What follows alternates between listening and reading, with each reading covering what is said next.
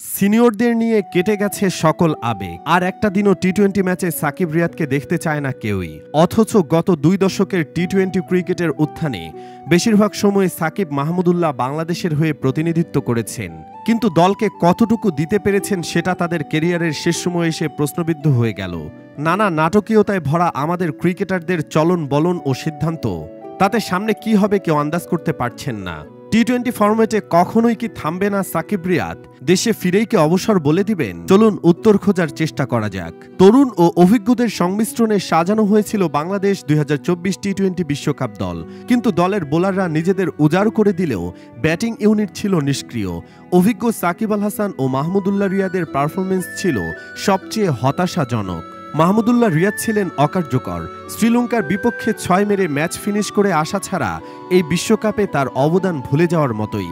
সর্বশেষ আফগানিস্তানের বিরুদ্ধে ম্যাচে তিনি বারবার ডট খেলে নিজের ভূমিকা প্রশ্নবিদ্ধ করেছেন। আফগান স্পিনার নূর আহমেদের 1 ওভারে 5টি বলে কোনো রান নিতে পারেননি তিনি। এক পর্যায়ে দলকে চাপের মুখে রেখে আউটও হয়েছেন, যেটা দেশের ক্রিকেট ভক্তের স্বপ্নভঙ্গের অন্যতম কারণ। বিপরীতে গ্রুপ পর্বে দুর্বল নেদারল্যান্ডসের বিরুদ্ধে সাকিব ব্যাটে বলে জ্বলে উঠেছিল। তাছাড়া প্রায় সব ম্যাচেই বল হাতে ছিলেন ছন্নছাড়া। সাকিবের বর্তমান ব্যাটিং ও বোলিং ফর্ম তার পক্ষে কথা বলছে না, আবার বারবার ব্যাট হাতেও ব্যর্থ হচ্ছেন। সাকিবের ব্যাটিং স্ট্যান্স প্রশ্নবিদ্ধ ও অকার্যকর প্রমাণিত হয়েছে এই বিশ্বকাপে বারবার। সাকিব ও মাহমুদুল্লাহ দুজনেই বর্তমান দলের সবচেয়ে বেশিবার বিশ্বকাপ খেলার অভিজ্ঞতা সমৃদ্ধ।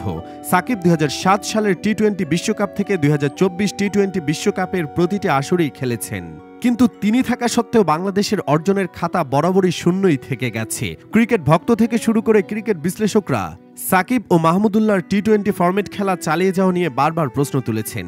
একদিকে অফ ফর্ম, অন্যদিকে বয়সের ভার, এই দুই মিলিয়ে সাকিব ও মাহমুদুল্লাহকে সাবেক তারকারা অবসর নেওয়ার ইঙ্গিত দিয়ে আসছেন। এবারের বিশ্বকাপে ভারতের সাবেক ওপেনার বীরেন্দ্র সেহবাগ রাগঢাক না করেই সাকিবকে বারবার অবসর নেওয়ার পরামর্শ দিয়েছেন। সাকিব ও মাহমুদুল্লাহ হয়তো তাদের সর্বোচ্চ চেষ্টা করে যাচ্ছেন, কিন্তু সবকিছুরই শেষ আছে। 2007 বিশ্বকাপে খেলা সাকিব ছাড়া ওই আসরে অংশ নেওয়া একমাত্র খেলোয়াড় ভারতীয় অধিনায়ক রোহিত শর্মা এখনও টি-20 ফরম্যাটে খেলা চালিয়ে যাচ্ছেন। আসরের শুরুতে বাজে পারফর্ম করলেও অস্ট্রেলিয়ার বিপক্ষে সুপার 8-এর ম্যাচে খেলেছেন 41 বলে 92 রানের দুর্দান্ত এক ইনিংস। তার দলের আরেক বুড়ো বিরাট কোহলিও মাঝে মাঝে ছন্দে ফেরার ইঙ্গিত দিয়ে যাচ্ছেন। তাদের দলও আছে দারুণ ছন্দে, এরই মধ্যে তারা সেমিফাইনালে উঠে গেছে। বিপরীতে আমাদের সাকিব ও মাহমুদুল্লাহর অবস্থা মোটেই সুবিধাজনক নয়। ব্যাট হাতে 7 ম্যাচে 111 রান করেছেন সাকিব, গড় মাত্র 18.50। বল হাতে নিয়েছেন মাত্র 3টি উইকেট, ইকোনমি রেট 7.50। অন্যদিকে মাহমুদুল্লাহ 7 ম্যাচে করেছেন মাত্র 95 রান, গড় 15.83, স্ট্রাইক রেট 100-এর কম। বর্তমান ফর্ম বিবেচনায় টি-20 ফরম্যাট থেকে সরে যাওয়াই তাদের জন্য শ্রেয় বলেই মনে করছেন অনেকেই। আদতই দুই মহারথীকে বিদায় জানিয়ে বাংলাদেশ ক্রিকেটকে সামনের দিকে এগিয়ে যেতে হবে, এটাই চরম সত্য।